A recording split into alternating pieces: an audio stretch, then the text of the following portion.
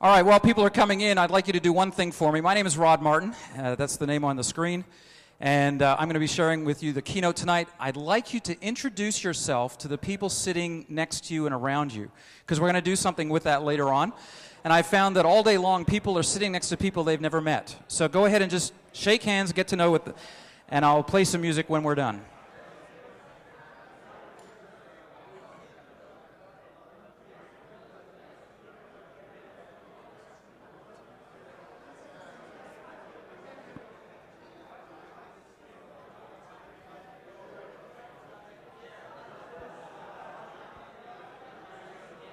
For those of you just coming in, you're going to sit down and introduce yourself to the people around you. So do that. Make sure. I sat next to people all conference long that I didn't know, so this is a good thing. You might get to know somebody new right now.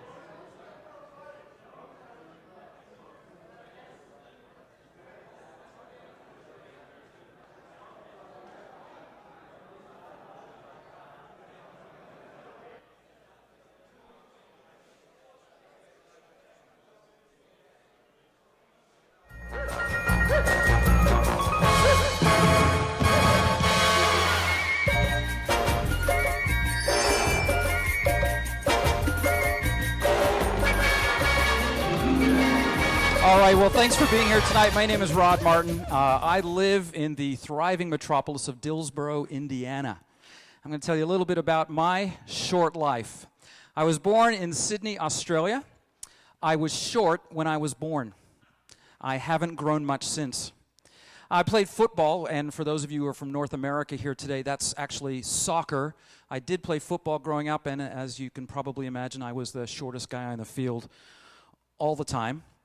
Even when I was 10 and we were playing against the 7-year-olds. When I moved to Canada in 1971, I started playing hockey and American football. And I was the shortest guy on the field and still the shortest guy on the ice, even though I had skates on. But then I realized everybody else had skates on too. And so it was kind of nerve-wracking. This is the ship we actually came across on. And when I look at this picture now, I go, did this thing really make it across the Pacific in one piece? It's the SS Orsova. No kidding, eh? It was built in 1955, and we were on it in 1971, just before it sank. No, I'm kidding. It didn't sink. But what was cool about this ship was whenever we got near a bad place, like we hit a typhoon off the coast of Okinawa, and we hit a dense fog off the coast of San Francisco, they would close the watertight doors. And the only way to get from our cabin to the rest of the ship was to go through this narrow passageway, up through the kitchen, and out through the dining room. Well, I'm 10 years old. I've been 5 weeks on a boat, so I thought I'd have some fun. I'm short. So you know those revolving doors with glass up about that high? So I stayed in, but I was only this tall. And I go round and round. I know how to make a Filipino waiter swear. Just go, ah! And he drops his plates, his tray of plates, and he swears. I got in trouble for that. But, yeah, so we moved to Canada, and like I said, I was playing hockey. This is Theo Fleury. He was 5'6", 180 pounds, against Znano Chara, who's 6'9", and 255, and I wouldn't want to meet him. But anyway, got to high school, played hockey through high school, got to high school, and this was my living quarters for a number of days while I started high school in 1974. I was the shortest person in the school of 2,500 students. The girl they called Mouse was taller than me. So believe me, I know what the inside of a locker looks like from firsthand experience. Well, I got out of high school and I went to college, and I was actually a rodeo clown during my college years, and they gave me a horse. That's my horse. See, guys, that's a joke. It's a pony. Tough crowd. Okay. So well, after college, I got a couple of TV and movie gigs. So I was in this TV show, and after that, you know. Yeah, the plane. After that one, I got into this great movie. In fact, they asked me to do the Arnold part, which would have been better for me because I talk like Arnold. You know, I can do that.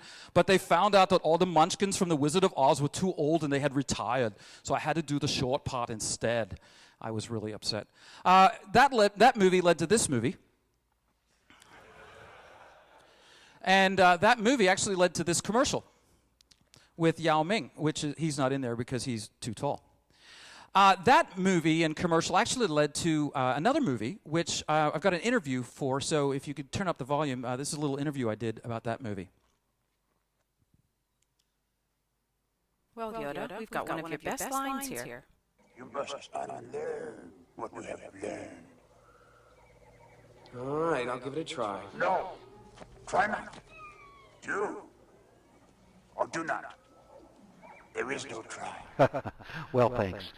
You know, that line wasn't even written into the script. When the director said, you know, go with what feels good, well, that's what came out.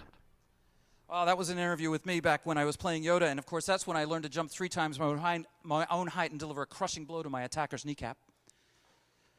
Yeah, being short is rough. Life is short, and so am I. Well, when we moved to the States about 8 years ago, so I am an Australian, and I'm a Canadian. Let's get that straight right off the bat. I carry 2 passports. I get fingerprinted, photographed, retina scanned, and interviewed for an hour every time I come back into the States. Pretty sure I'm on a watch list or something. Dillsboro, Indiana is just outside of Cincinnati. There's nothing going on there. Even in Cincinnati, there's no Joomla group. There's no Joomla users. We've given up in Cincinnati. Cincinnati is NASCAR country, where even the kittens watch NASCAR. And the town hall where I live is a one-way street, so you know what it is, right? It's another left turn and another left turn and another left turn. And yeah, so that's kind of, it's redneck central. If you look up redneck in the dictionary, it's a picture of my hometown. I live 15 minutes. I was just sharing with, and I've forgotten your names, but you're from Stockholm or Sweden. Right. Sharing with these folks down here. There's an armed militia 15 minutes from my house, eh? Like, what's that about? Americans and their guns. Of course, this is being videotaped, so when I get home, I'm dead meat. But I'm Canadian. I do carry one of these. I am a landed immigrant or a permanent resident in the States. This is my family. My wife, Teresa, we've been married 26 years this May. My daughter, Rebecca, is a firefighter and an EMT. She's working on her paramedic. My son is just turned 20. He's in school, and you know what he's doing? He's finding himself, right? Spending my money. Actually, he's doing pretty well. We're pretty pleased. Oh, well, you know what that was like. I remember what that was like. I spent quite a bit of my parents' money before I figured it out. This is Rebecca fighting fires, and she's very serious about what she does. She's 5'2", 135 pounds of solid muscle. She just finished a 10K today. She ran the Cincinnati Flying Pig a few weeks ago. She does 80 flights of stairs with full fire gear to raise money. Brian swims. My daughter runs steps. 80, okay. So she's cool. This is my son. You can tell he's finding himself. He worked for the last 5 years as a lifeguard down in Dallas, Texas, and this was his last summer there. This summer he's staying at home, and he's actually running a swim team, which is kind of cool. Yeah, so anyway, this is us at Christmas, and so my daughter was dating this guy, so we thought we'd ask him to come into the picture, because he's a really nice guy. His name is Brad, and he's 6'9". Yeah, so he's a little tall. He's got a 90-mile-an-hour fastball, and he's a fireman. That's what he wants to do. I asked Rebecca one day, I said, honey, why do you want to go out with a guy that when you stand next to him, all you smell is his armpit? So I don't know. So listen, I really understand short. And actually, for the picture up here to this afternoon, there were 4.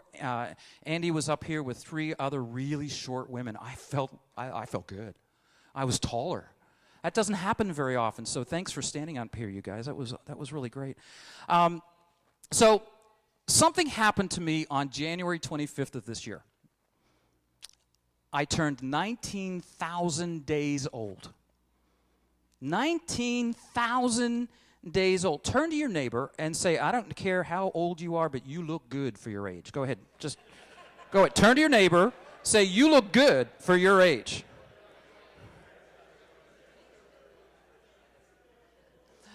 I don't know if you've ever thought about that before, but it's a pretty cool way of figuring out how old you are. Because, age, years, that's hard to conceive. It's kind of hard a concept to get a handle on, but days. Days, 24 hours. We just had one. So I can understand days, but 19,000? Where did they all go? Well, I don't know. But that's why I feel this way. It's why I have no hair.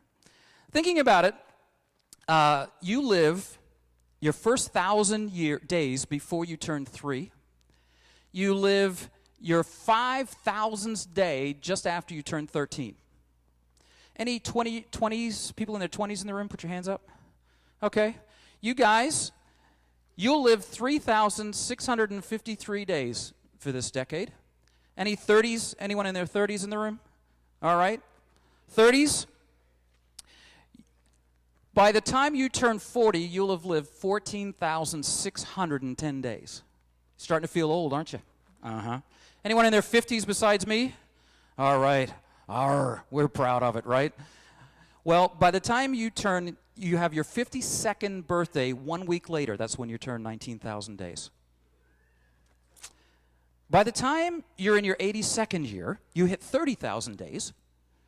And by the time you hit 40,000 days, you're dead. Turn to your neighbor and say, where did they all go? Go on, turn to your neighbor and say, where did they all go? Well, that's the thing about days, right? They go rather quickly. And so there's some things we know about how long we've lived. Okay? We know, well, I think most of us know when we were born. January 18th, 1961. I was born in a tiny hospital in Sydney, given up for adoption 3 days later. My parents adopted me. Pretty cool. My first memory is actually going to pick up my sister, who was also adopted a couple of years later. But yeah, we know when we're born. Everybody know that, right? We don't know when we're going to die. We know what we've done. I mean, most of us have pretty good memories, and we can think about the things that we've done in our lives. But we don't know what we'll do. But here's the good news about that. Your past doesn't determine your future. Or I should say, it doesn't have to. How many of you are on your second, third, or fourth career?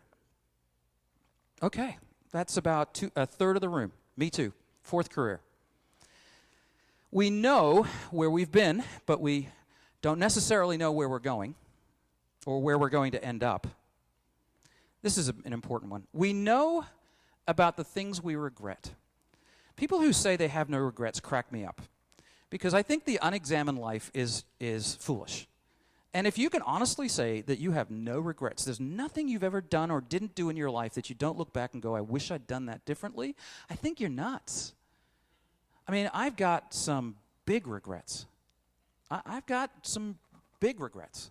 Things I've done and things I haven't done in my life. But again, I know about the things I regret, but I don't know necessarily about the things I'm going to regret later on. I know the pain I've suffered at the hands of others. Now, I'm not going to ask for a show of hands on this one because probably that would include all of us. I know how I feel when somebody hurts me or says something negatively about me, so please don't Twitter right now, okay? But here's what I don't know, okay? I know about the pain I've suffered at the hands of others, but I don't know all the time about the pain that I've inflicted on others. And that's the bigger question. I know I'm alive right now. Yeah. I don't know if I'll be alive tomorrow. None of us have that assurance. Now, don't get depressed yet. It gets better. But these are things that we have to realize because life is short. So let me ask you a question. And I want you to think about this for just a few seconds.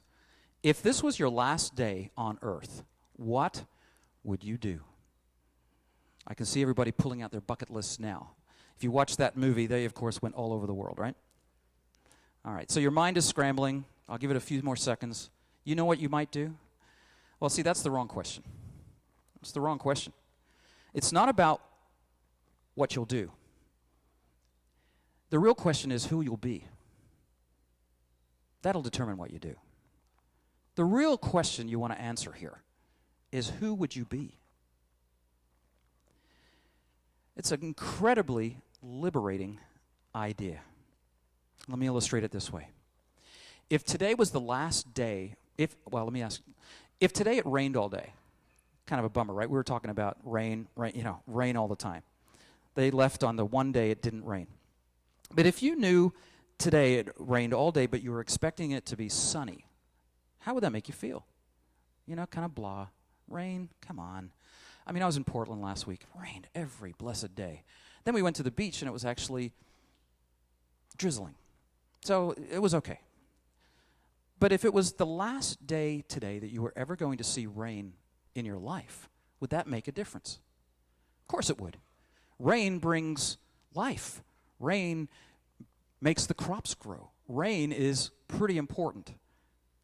Doesn't that change your perspective on the rainy day today just a little? If this was the last time you'd ever see rain? I really like this quote by Emerson.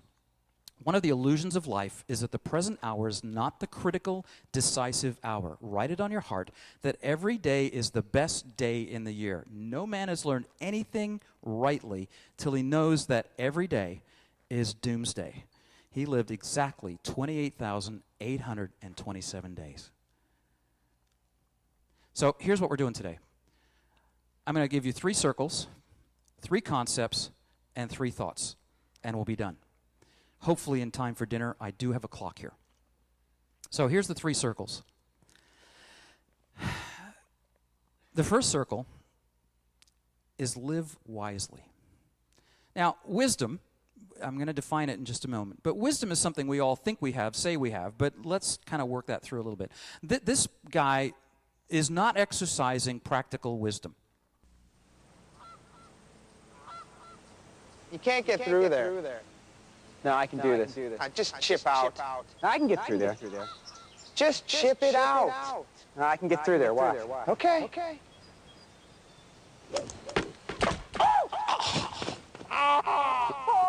Yeah, you're right. I guess I should have chipped out. Huh?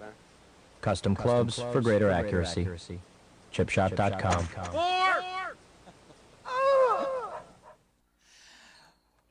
Wisdom is skillful living.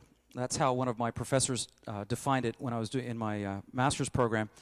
It's not just about rules and incentives. Wisdom is far more important than that. Wisdom is the moral will to do the right thing and the moral skill to figure out what the right thing is. That definition comes from a guy named Barry Schwartz. The will and the skill to do right by others. That's wisdom. This community has a lot of wisdom. Well, it has a lot of skill and has a great deal of intelligence. And we have wisdom. Let's think about that for just a minute. Skillful living, I'm going to share some proverbs, some wisdom literature written about 3,000 years ago with you. See if any of these resonate with you. Upright citizens are good for a city and make it prosper, but the talk of the wicked tears it apart. Your kindness will reward you, but your cruelty will destroy you. That's a truism. That's wisdom. That's very practical. Bia was talking earlier about emotional strength and emotional understanding in the Joomla community, and I appreciated what he said, because we need wisdom when we deal with each other. Here's another one. The seeds of good deeds become a tree of life, and a wise person wins friends. To learn, you must love discipline. It is stupid to hate correction. That's a good one. How many of you enjoy correction? Yeah, right. Oh, 2, 3, 5 people put their hands up. Yeah, come on, guys, you really don't enjoy correction. But we need it. And when it's done with our best interests at heart, isn't it pretty awesome to grow? A fool is quick-tempered, but a wise person stays calm when insulted. Whoops. I'm not very good at that one. I wrote a blog entry a few weeks ago. Life is short, and so is my fuse. And so, my fuse isn't really short anymore. It was in my 20s, but it hopefully isn't anymore. As long as I get enough sleep, I'm pretty good. Love prospers when a fault is forgiven, but dwelling on it separates close friends. Is that one true? Oh, yeah. How long do we hold on to anger and bitterness because someone has hurt our feelings? Come on. Who's getting hurt? Them or you? Well, you. This is a wisdom issue. We want to be wise. because life is short. Do we really want to run through life being bitter and separated from close friends? I don't think so. Last one. Unfriendly people care only about themselves. They lash out at common sense. Fools have no interest in understanding. They only want to air their own opinion. So the next time you get on the forum, no, I'm kidding. Just be careful. But it's true, right? I've certainly done this. I love to hear myself talk at times. I mean, and I've even interrupted a few of you this week while we've been trying to have a conversation because I wanted to get my point out too. I wasn't doing very well there. Guy Kawasaki in his book Enchantment says, people are not binary. Everyone has strengths and weaknesses, positives and negatives. Don't judge people until you've walked a kilometer in their shoes. I really like, he's Canadian, so A, he says kilometer. That's good. He had actually said A at the end of that sentence too, but they took it out. He's lived 21,451 days and counting. So wisdom is the moral will to do the right thing and the moral skill to figure out what the right thing is. The will and the skill to do right by others, and that's the key. Wisdom has to be others-oriented. When I was asked to speak, I watched a few of the sessions from previous J and Beyonds to see what speakers did, and I came across Joe LeBlanc's from 2011, Beyond Joomla. And he started with a verse from the book of Philippians in the Bible, which I thought was rather interesting. Consider yourself, it goes on and talks about being others-oriented, having a servant-saint perspective, you being the servant, others being the saints. And I thought that was really interesting, because this is what it's talking about here. So let's remind ourselves, since life is short, wisdom is a choice. Now, most of life's choices come down to either a yes or a no. They're not that complex. Most of life's choices are not that complex. They're not, maybe not simple to carry out, but they're not complex choices. It's yes or no. So here's the thing. Vote yes. Wouldn't our community, wouldn't our lives, for those of you who are married or partnered, wouldn't the relationship with our parents be better, even at this ripe old age of 52, if we exercised wisdom, because life is short? Man, I say yes to that one. Just turn to your neighbor and say yes to that one. Go ahead, look at your neighbor and say yes to that one. All of our relationships depend on the will and the skill to do right by others. Unlike this guy in this video who doesn't show any wisdom at all. Getting married is a big step in your life, and it's a great thing. For us, it worked out good at the time when we got married. I was kind of pressured into it, but I'm glad I did now. And getting married was a good. Well, I was pressured into getting married.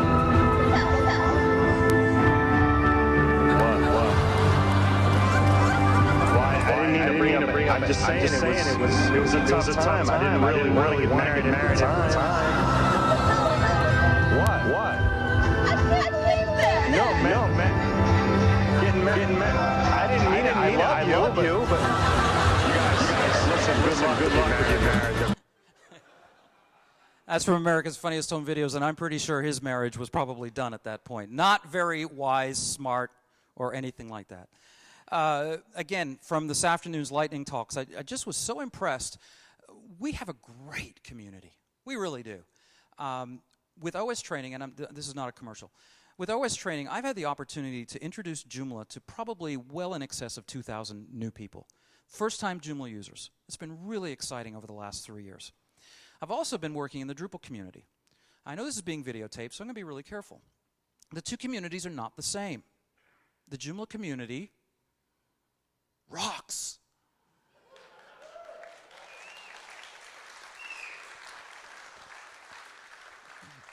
But not all the time. Right? Let's be wise in how we interact as a community, because not only are other community people watching, but so are all the newbies that I teach. They want to see what you're like. And when they get slammed in the forum, they don't like it. They're new. What do they know? They know nothing, right? So some wisdom, some patience, and I'm not saying we do that. But it has happened. I think we could probably all recognize that. And by the way, I do tell them when I'm training these 2,000 newbies, please don't ask dumb questions in the forums. Do your searches for answers first. Come to us while you've got a subscription. We'll answer it, but if you want to put something in the forum, just make sure it hasn't been asked 1,000 times before. And they usually get that. All right, second circle. The second circle is lead passionately. And this ties into what I was just talking about our community. You've probably seen this kind of a slide, and so it's nothing new. It's from Harvard Business Review. How to find your next job. You mix your passion with your competence and market demand. And you find the great combination or confluence of all of those things, and you find an amazing job. How many of you have found that job? Oh, interesting. Not everyone. Go find that job, you guys. Come on. We've got market demand out the wazoo. People love Joomla. What do you love to do? Are you passionate about something? See, I'm not passionate about coding anymore. I'm 52. I wrote my own CMS in 2001. I don't really want to code anymore. Nobody ever used it except me, by the way. So it's got the Joomla project got a tad bigger. It was for the company I was working for at the time. I'm not passionate about coding anymore. I'm just not. I'm passionate about training. I'm passionate about telling new people what cool things they can do with our software, our CMS. That's fun for me. I love what I do. It's not work. It's fun. I'm in the zone, baby. Get in the zone. Lead with passion. You can't lead passionately unless you're in the zone. You'll be more like this guy. Tantrum free since Thursday. Go away. Or this guy. Pardon me. When I suck the enthusiasm out of a new employee too quickly, I get gas. I don't know if you've ever had that problem or not. Or how about this guy? Think different as long as it's not different for me. Those three cartoons really represent the dissatisfaction in the workforce these days, and it ought not to be so. I mean, if anybody has an opportunity to do what they love, it's us. There's market demand, there's a platform, there's passion. Now, just get competent if you're not, and you'll be in the zone too. Because work has changed, right? Work is not the way it was in the Industrial Revolution. There's some really great research being done on this right now.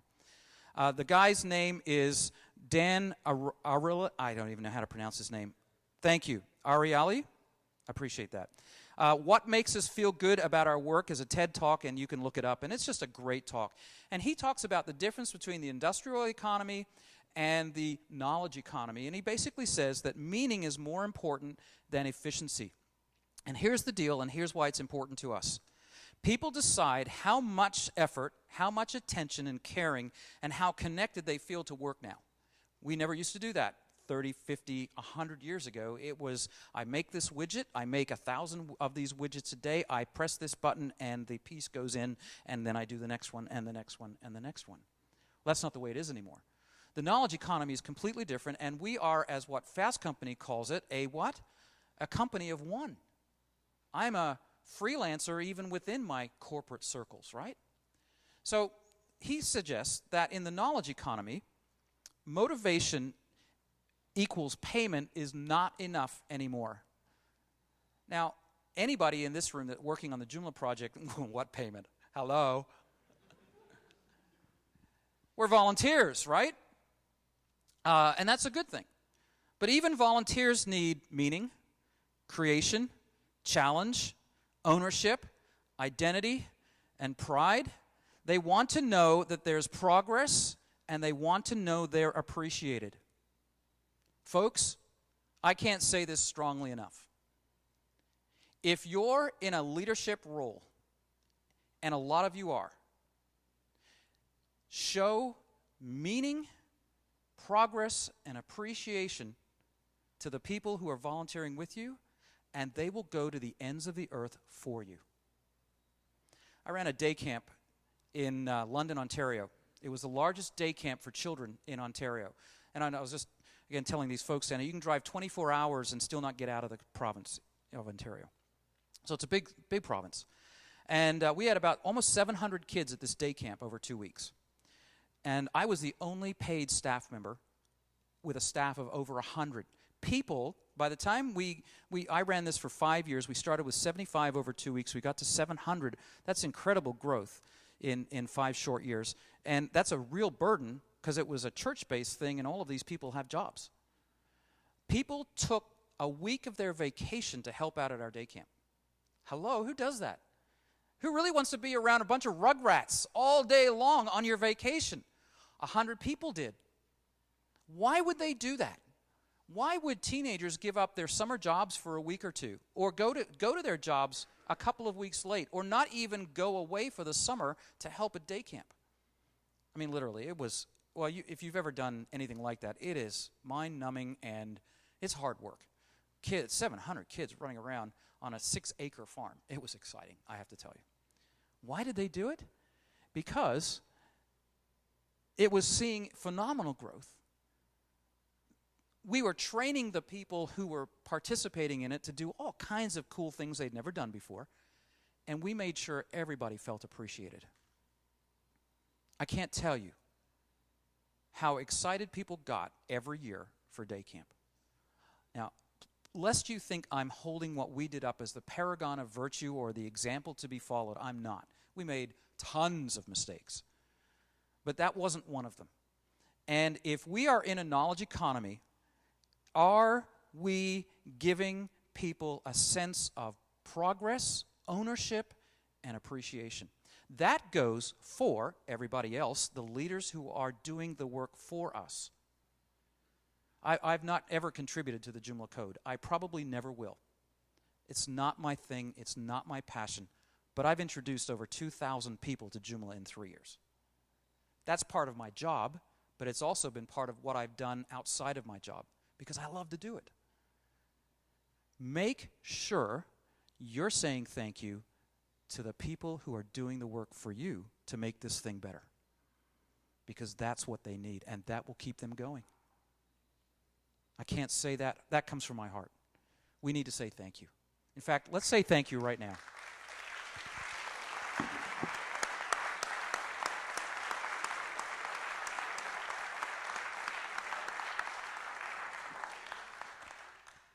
I'd like to add one more to this. In the knowledge economy, Michael Hyatt, a 7-time best-selling author on the New York Times list, says, "We find our way when we find our why." Now, that was introduced to me at the Joomla World Conference. What was his name? Somebody who was there, bald guy, Steve Fisher. Thank you, Steve Fisher, introduced us to this idea of starting with the why. Michael Hyatt kind of takes a different angle on it. If you don't know the why you're doing of something, you'll lose your way pretty quickly, right? So if you're volunteering and you're feeling underappreciated, why are you doing it to begin with? Connect with the why, you'll figure out the way. And I really think that's a good statement. Guy Kawasaki, in his book, Enchantment, gives us, and I'm going to go quickly through these because time is fleeting. Be a Mensch. This is a German word, right? All you Germans in the room? All right. What does it mean? Human. Now, that's what it means in German, but in Yiddish, it means good person or something like that. All right, so there are 10 things to being a Mensch, according to Guy Kawasaki. Always act with honesty. And I'm going to put this up on my site, and it's actually going to be on the video, obviously, so don't feel like you need to write this down quickly. The numbers got messed up. Wow. Okay, always act with honesty. Treat people who have wronged you with civility. Fulfill your unkept promises from the past. Have you ever done that? You made a promise to somebody, you kind of let it slide, and then at some other point you went back and fulfilled that promise. It blows people's minds. Oh, that's such fun to do. You should try it. Help someone who can be of absolutely no use to you. Now, that would be me when it comes to certain things in Joomla. Feel free. Suspend blame when something goes wrong and ask, what can we learn? I like that one. Number 6, hire people smarter than you and let them grow. That goes for volunteers too, by the way. One of the things we did at that day camp was I recruited some really smart people who really knew children's programming even better than I did, and I was pretty good at it at the time. These people really knew their stuff, and it was a lot of fun. Don't interrupt people. This is the one I was telling about earlier. Don't dismiss them offhand. Don't rush to give advice. Allow people their moment. Do no harm in anything you undertake. Don't be too quick to shoot down another's ideas, and share your knowledge, expertise, and practices with others. 10 really good principles just to even just be a nice Mensch. Human. I like it. One more.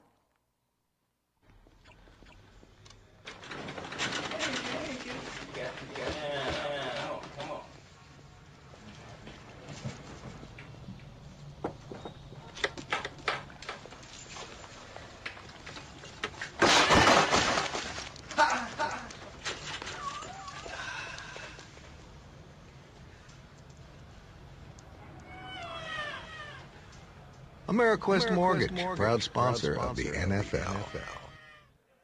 Yeah, don't judge too quickly, folks. You probably don't know the whole story, right? Stephen Covey said, trust is the glue of life, and boy, trust is important, isn't it? When we trust one another, and that trust isn't broken, man, we can do some amazing things. And there's great trust in the Joomla community. There really is. I'm constantly amazed by what this group and people like you around the world accomplish for Joomla, and that's a really exciting thing. All right, the third circle, love generously. That kind of goes along with live wisely, but do you like the kind of live, lead, love? I worked hard on that. Here's what love isn't.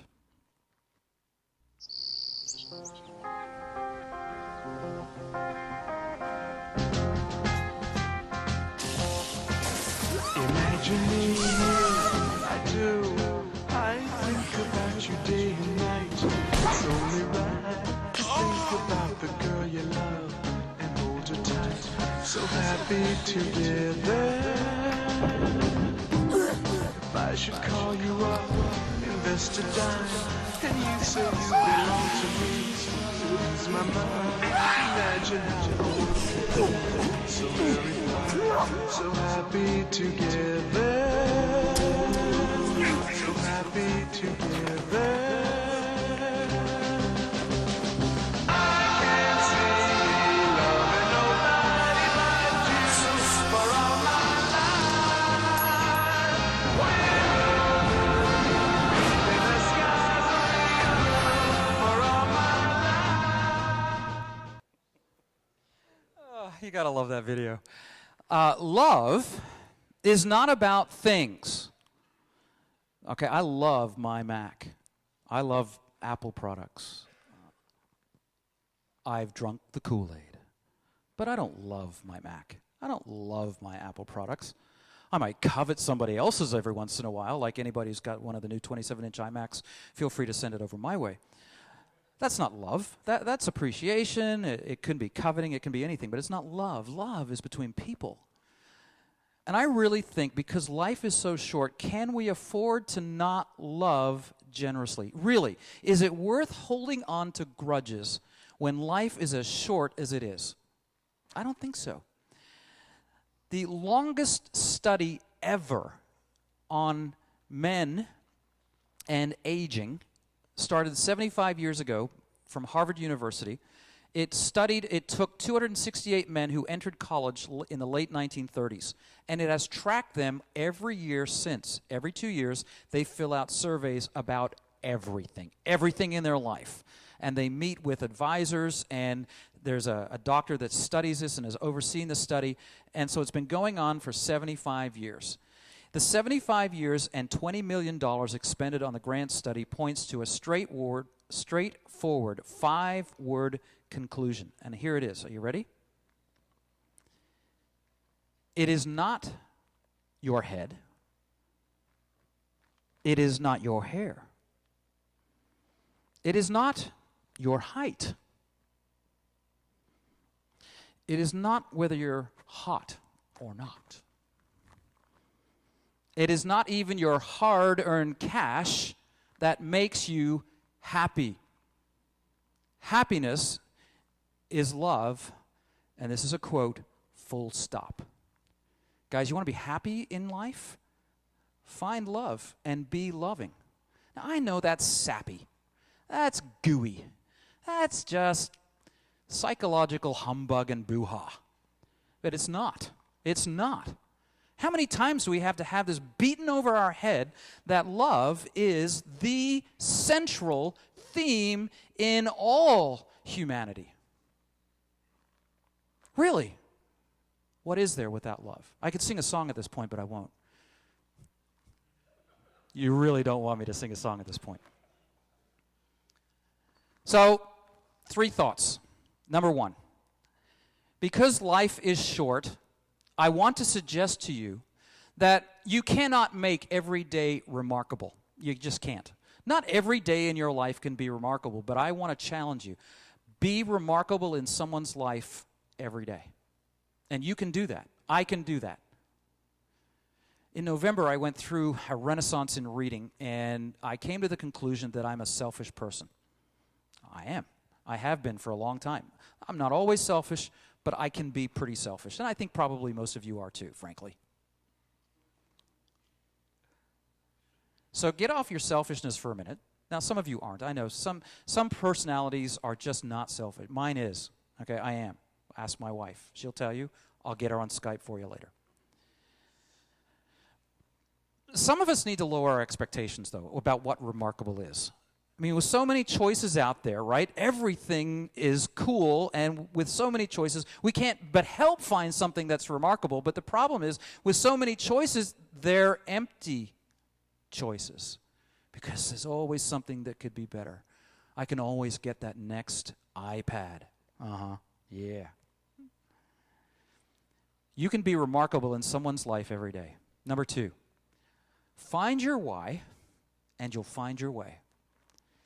I really challenge you on this. I challenge you to just take, I don't know, not today, obviously, but an hour or 2 at some point in the next little while, and really ask yourself, why am I doing what I'm doing? Why am I involved in the Joomla project? Why am I using Joomla? Why am I serving clients? Why am I writing code? Find your why, and you'll find your way. You'll find your passion. And I could give you dozens of illustrations about that, but we'd be here till 10 o'clock. Lastly, love is happiness, full stop. I really don't think I need to say much more about that. I was in Chicago a couple of weeks ago, and I came across this sign, "Go do good." That is so cool, isn't it? In Chicago, of all places. Like, Chicago's a nasty city. Nobody's from Chicago, are you? Mike, are you really from Chicago? It is. It's a nasty city. People don't smile. They walk down the street. Actually, you know what's really funny? Okay, so here's what I'm thinking. I'm in the Netherlands. Everybody's friendly in the Netherlands. At least that's what I thought. So I rented a bike when I got here, and I rode down to the beach, right? Passing people on horses, people walking, other people biking, and I'm smiling. I'm a nice guy. Does anybody smile back? Not one blessed person. I thought I was back in Chicago. When I snapped this picture, I must have had a smile on my face. I really thought this was cool. I'm not sure anybody in Chicago actually looks at it, but I did. Well, as I'm snapping this picture and I'm walking along, because I was walking from my hotel to teach Joomla, as a matter of fact, to 15 people, I guess I was smiling or something, because a woman came up the other way. And again, Chicago. Face down, face forward, never look at anybody, and you certainly never talk to anybody on the street, right? She looked at me and smiled and said, "Good morning." I almost fell over. Now, she wasn't hitting on me because she's gorgeous and I'm as ugly as sin. But I think it was because I just had this smile on my face as I, took the picture and was walking along thinking about go do good, and she was just nice. You know what? That made a remarkable difference for me that morning. Because I was in Chicago, where nobody's nice. She was just visiting. Probably from the Netherlands. So I get into the elevator in the building where I'm teaching. A guy walks in, and I didn't have a smile on my face. I don't know what was going on, but I had a good morning. He said, "Good morning. How you doing? Where are you going? I'm going, wait a minute. We're on an elevator, man. Don't you know you're supposed to just face forward and shut up?" But we had a great conversation all the way up, I think, to the 10th floor. you know what's really fun? By the way, this is for free. Do you know what's really fun in an elevator? When you get in an elevator, a crowded elevator, turn around and start talking to everybody. How you doing? How's everybody today? Freaks people right out. They think you're going to rob them. All right. Go do good. Go do good in the Joomla community. Go do good in your families, in your homes. As strong as your homes are, that's how strong your work will be. As strong as your relationships are, who you love them well. Go do good. Today, I am 19,126 days old. That's how long I've been alive. The beauty of that is because I don't know how many days I have left, I can make every day count. I can be remarkable in at least one person's life today.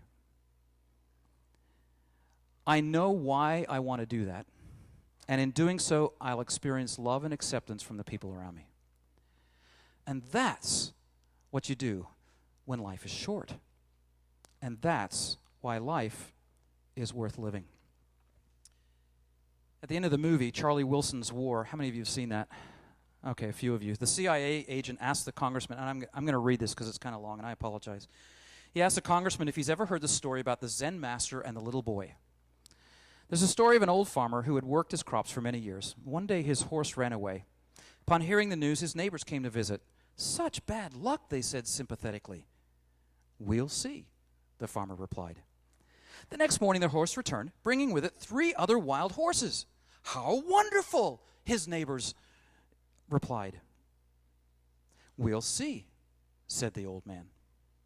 The following day, his son tried to ride one of the untamed horses, was thrown and broke his leg. The neighbors came again to offer their sympathy on his misfortune. "We'll see," said the farmer. The day after, the military officials came to the village to draft young men into the army. Seeing that the son's leg was broken, they passed him by.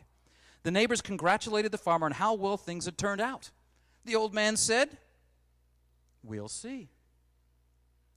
So, how short is life, and how great will you be at it? Everybody together? We'll see. Yes, we will. Thank you very much.